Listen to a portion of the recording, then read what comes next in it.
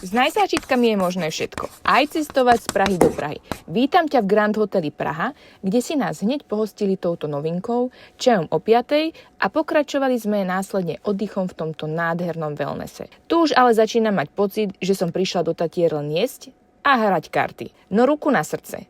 Kto nemiluje hotelové raňajky? Ale sobota nebola len o nich. Aj keď úprimne mám pocit, že pol dňa by sme tam zvládli, kým by sme ochutnali všetky tie dobroty. Ale ja som ti hovorila, že najzážitky plnia sny a my sme si jeden veľký sen splnili vďaka ním a Tatry Mustang.